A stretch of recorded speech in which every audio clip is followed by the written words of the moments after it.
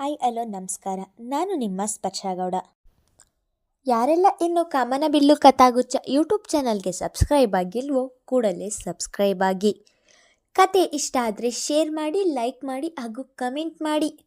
ನಾನು ಇವತ್ತು ಹೇಳ್ತಿರೋ ಕತೆ ಒಂಗಿರಣ ಭಾಗ 183. ಧನು, ಏನು ಇದೆಲ್ಲ? ಶರದಿ ಈ ಮನೆ ಬಿಟ್ಟು ಹೋಗುತ್ತಿದ್ದಾಳೆ. ನೀನು ತಡೆದರೆ ಅವಳು ಖಂಡಿತ ಇಲ್ಲಿಯೇ ಉಳಿಯುತ್ತಾಳೆ. ಪ್ಲೀಸ್ ಅವಳನ್ನು ಹೋಗಬೇಡ ಎಂದು ತಡೆಯೋ.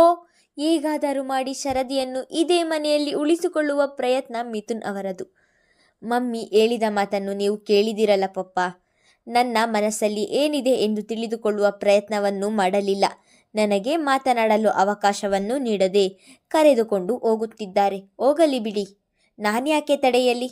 ನನಗೆ ತಪ್ಪು ಎನಿಸುವುದು ಅವರಿಗೆ ಸರಿಯಾಗಿ ಕಾಣುತ್ತದೆ, ನನಗೆ ಸರಿ ಎನಿಸುವುದು ಅವರಿಗೆ ತಪ್ಪಾಗಿ ಕಾಣುತ್ತದೆ.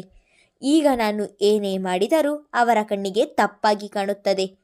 ಏನೇ ಹೇಳಿದರೂ ಸುಳ್ಳು ಹೇಳುತ್ತಿದ್ದೇನೆ ಎನಿಸುತ್ತದೆ ಎಂದು ಹೇಳುವಾಗ ಅವನ ಮನಸ್ಸಲ್ಲಿ ಎಷ್ಟು ನೋವಾಗಿದೆ ಎಂದು ತಿಳಿದು ಹೋಗಿತ್ತು ಮಿಥುನ್ ಅವರಿಗೆ. ಧನು, ಸ್ಪಂದನ ಬೇಕೆಂದು ಹಾಗೆ ಹೇಳಿಲ್ಲ, ಎಲ್ಲೋ ಬಾಯಿ ತಪ್ಪಿ ಹೇಳಿದ್ದಾಳೆ ಅಷ್ಟೇ. ನೀನು ಯಾವತ್ತಿಗೂ ನನ್ನ ಮಗನೇ ಕಣೋ ಎಂದು ಅವನ ಭುಜದ ಮೇಲೆ ಕೈ ಇರಿಸಿ ಹೇಳಿದರು. ನಾನು ನಿಮ್ಮ ಮಗ ಎನ್ನುವುದು ನಿಮ್ಮ ಮನದಲ್ಲಿದೆ, ಆದರೆ ಮಮ್ಮಿಯ ಮನದಲ್ಲಿ ಇಲ್ಲವಲ್ಲ ಪಪ್ಪ. ಯಾವಾಗಲೂ ಅವರ ಕಣ್ಣಿಗೆ ನಾನು ತಪ್ಪಾಗಿಯೇ ಕಾಣುತ್ತೇನೆ ಎಂದವನ ಮಾತು ಕೇಳಿದವರು, ಅದು ಬಿಡು, ರಾತ್ರಿ ಯಾಕೆ ನೀನು ಕುಡಿದು ಬಂದೆ ಅದನ್ನು ಹೇಳು ಎಂದರು.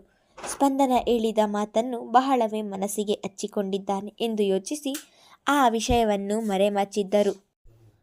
ಇಲ್ಲ ಪಪ್ಪ, ರಾತ್ರಿ ನಾನು ಕುಡಿಯಲಿಲ್ಲ, ನಾನು ಕುಡಿದದ್ದು ಜ್ಯೂಸ್ ಅಷ್ಟೇ. ಆದರೆ ಏನಾಯಿತು ಎಂದು ನನಗೂ ಕೂಡ ತಿಳಿಯುತ್ತಿಲ್ಲ ಎಂದನು. ಸರಿ, ಆ ವಿಷಯ ಬಿಡುದನು. ನೀವಿಬ್ಬರು ಜೀವನ ಎಂದರೆ ಹುಡುಗಾಟ ಎಂದು ತಿಳಿದಿದ್ದೀರಾ?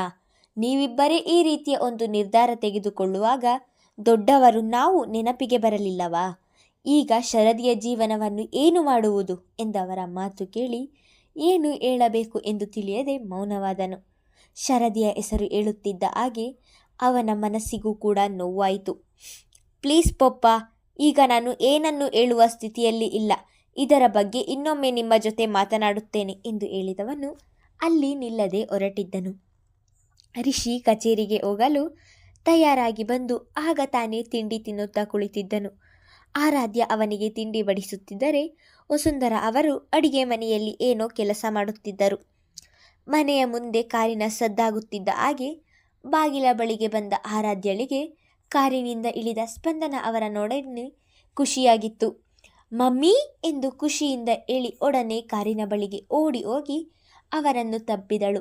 Mummy, what a surprise! ಬೆಳಗ್ಗೆ ಬೆಳಗ್ಗೆ ಬಂದಿದ್ದೀರಾ ಎಂದಳು ಅದೇ ಖುಷಿಯಲ್ಲಿ. ನಂತರ ಕಾರಿನಿಂದ ಇಳಿದ ಶರದಿಯ ಮಂಕಾದ ಮುಖವನ್ನು ನೋಡಿದವಳಿಗೆ ಇಷ್ಟರವರೆಗೂ ಇದ್ದಂತಹ ಖುಷಿ ಮಾಯವಾಗಿ ಆತಂಕ ಶುರುವಾಯಿತು. ಅವಳ ಇಂಗಿದ ಕಣ್ಣೀರು ಕಣ್ಣ ತುದಿಯಲ್ಲಿಯೇ ಇರುವುದನ್ನು ಆರಾಧ್ಯ ಗಮನಿಸಿದಳು. ತನ್ನ ತಾಯಿಯನ್ನು ಬಿಟ್ಟು, ಶರದಿ ಏನಾಯಿತು, ಯಾಕೆ ಒಂಥರ ಇದ್ದೀಯಲ್ಲ ಎಂದಳು ಅದೇ ಗಾಬರಿಯಲ್ಲಿ. ಮುದ್ದು, ಮೊದಲು ಒಳಗೆ ಹೋಗೋಣ, ಆಮೇಲೆ ಎಲ್ಲವನ್ನು ಹೇಳುತ್ತೇನೆ ಬಾ ಎಂದವರು ಸೊಸೆಯ ಕೈ ಹಿಡಿದು ಒಳಗೆ ಕರೆದುಕೊಂಡು ಹೋಗಿದ್ದರು. ಶರದಿ ಹಾಗೂ ಸ್ಪಂದನ ಒಳಗೆ ಬಂದಿದ್ದನ್ನು ನೋಡಿದವನು, ಅತ್ತೆ ಇವಾಗ ಬಂದ್ರಾ, ಬನ್ನಿ ಎಂದು ಅವರನ್ನು ಮಾತನಾಡಿಸಿದನು. ರಿಷಿಯ ಧ್ವನಿ ಕೇಳಿ ಅಡಿಗೆ ಮನೆಯಲ್ಲಿದ್ದ ವಸುಂಧರ ಅವರು ಕೂಡ ಹೊರಗೆ ಬಂದು ನಗುಮುಖದಲ್ಲಿಯೇ ಸ್ಪಂದನ ಅವರನ್ನು ಮಾತನಾಡಿಸಿದ್ದರು. ಮಮ್ಮಿ, ಶರದಿ ಯಾಕೆ ಡಲ್ ಆಗಿದ್ದಾಳೆ, ಅದನ್ನು ಹೇಳಿ ಮೊದಲು, ಏನಾಯಿತು ಎಂದಳು ಅದೇ ಆತಂಕದಲ್ಲಿ ಆರಾಧ್ಯ ಶರದಿ ಎನ್ನುತ್ತಿದ್ದ ಹಾಗೆ ರಿಷಿ ವಸುಂಧರ ಇಬ್ಬರು ಶರದಿ ಎಡೆಗೆ ನೋಡುತ್ತಿದ್ದ ಹಾಗೆ ಅವಳ ತುಂಬಿದ ಕಣ್ಣುಗಳನ್ನು ನೋಡಿ ಏನೋ ಆಗಿದೆ ಎಂದು ಆತಂಕ ಮನೆ ಮಾಡಿತು ಅವರ ಮನದಲ್ಲಿ. ಅವಳ ಬಳಿಗೆ ಬಂದಂತಹ ರಿಷಿ ಅವಳ ಕೈ ಹಿಡಿದು, ಶರದಿ ಏನಾಯಿತು, ಯಾಕೆ ಕಣ್ಣಲ್ಲಿ ನೀರು ಎಂದನು. ಅವಳಿಗೆ ತನ್ನ ಅಣ್ಣನನ್ನು ನೋಡಿ ನೇರವಾಗಿ ನೋಡಲು ಸಹ ಆಗದಂತಹ ಪರಿಸ್ಥಿತಿ. ಅವಳು ಮೌನವಾಗಿ ತಲೆ ತಗ್ಗಿಸಿದ್ದನ್ನು ನೋಡುತ್ತಿದ್ದ ಹಾಗೆ ಇನ್ನೂ ಭಯ ಆವರಿಸಿತು ಅವನಿಗೆ. ರಿಷಿ, ನಾನು ಎಲ್ಲವನ್ನು ಹೇಳುತ್ತೇನೆ ಎಂದು ಸ್ಪಂದನ ಅವರು ಹೇಳುತ್ತಿದ್ದ ಹಾಗೆ ಶರದಿಗೆ ಅಲ್ಲಿ ನಿಲ್ಲಲು ಆಗದೆ ತನ್ನ ಅಣ್ಣ ಹಿಡಿದಿದ್ದ ಕೈಯನ್ನು ಬಿಡಿಸಿಕೊಂಡು ತನ್ನ ಕೋಣೆಗೆ ಹೋಗಿ ದಡಾರನೆ ಬಾಗಿಲು ಹಾಕಿಕೊಂಡಿದ್ದಳು. ಮಗಳ ನಡವಳಿಕೆಯನ್ನು ನೋಡಿ ಅದಾಗಲೇ ವಸುಂಧರ ಅವರ ಹೃದಯ ಜೋರಾಗಿ ಒಡೆದುಕೊಳ್ಳಲು ಶುರುವಾಯಿತು. ತನ್ನ ಮಗಳಿಗೆ ಏನಾಯಿತು ಎಂದು ಅದೇ ಆತಂಕ, ಭಯ ಎಲ್ಲವೂ ದುಪ್ಪಟ್ಟಾಗಿ ಅದೇ ಭಯದಿಂದ ಸ್ಪಂದನ ಅವರ ಬಳಿಗೆ ಬಂದವರು, ಸ್ಪಂದನ, ಶರದಿಗೆ ಏನಾಯಿತು?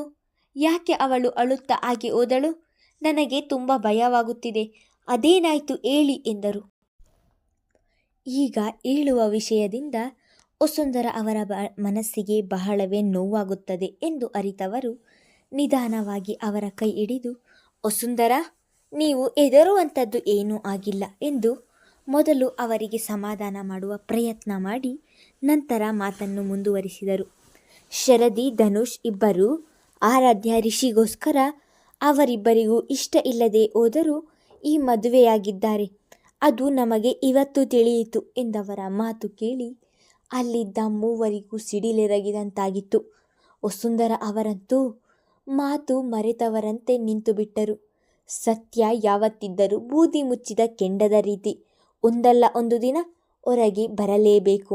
ಆ ದಿನ ಹಿಂದೆ ಆಗಿತ್ತು. ನನಗೋಸ್ಕರ ಇವರಿಬ್ಬರೂ ಇಷ್ಟ ಇಲ್ಲದೆ ಇದ್ದರೂ ಮದುವೆಯಾಗುವ ನಿರ್ಧಾರ ಮಾಡಿದ್ದಾರೆ ಎಂದು ಹೇಳಿಕೊಂಡ ಆರಾಧ್ಯಳ ಕಣ್ಣು ತುಂಬಿದವು. ರಿಷಿಗಂತೂ ಆಕಾಶವೇ ಕಳಚಿ ತಲೆಯ ಮೇಲೆ ಬಿದ್ದಂತಾಗಿತ್ತು. ತನ್ನ ತಂಗಿ ಕೊನೆಗೂ ಒಂದು ಒಳ್ಳೆಯ ಮನೆ ಸೇರಿದಳು ಎಂದು ನೆಮ್ಮದಿಯಾಗಿದ್ದವನಿಗೆ ಈ ವಿಷಯವನ್ನು ಕೇಳಿ ಬೋರ್ಗರೆಯುವ ಅಲೆಗಳು ಬಂದು ಅಪ್ಪಳಿಸಿದಂತಾಗಿತ್ತು. ಅವನಿಗೆ ಅರಗಿಸಿಕೊಳ್ಳಲಾಗದಂತಹ ಸತ್ಯ ಅದು. ಮಮ್ಮಿ, ಏನು ಹೇಳ್ತಿದ್ದೀರಾ ನೀವು? ಅವರಿಬ್ಬರು ಚೆನ್ನಾಗಿದ್ದಾರಲ್ಲ, ಇದೇನಾಯಿತು ಎಂದಳು. ಈಗಲೂ ಅವಳಿಗೆ ಅವರಿಬ್ಬರು ನನಗೋಸ್ಕರ ಮದುವೆಯಾಗಿದ್ದಾರೆ ಎನ್ನುವುದನ್ನು ನಂಬಲು ಆಗುತ್ತಿಲ್ಲ. ಚೆನ್ನಾಗಿದ್ದೇವೆ ಎಂದು ನಮ್ಮ ಮುಂದೆ ನಾಟಕ ಆಡಿದ್ದಾರೆ ಮುದ್ದು.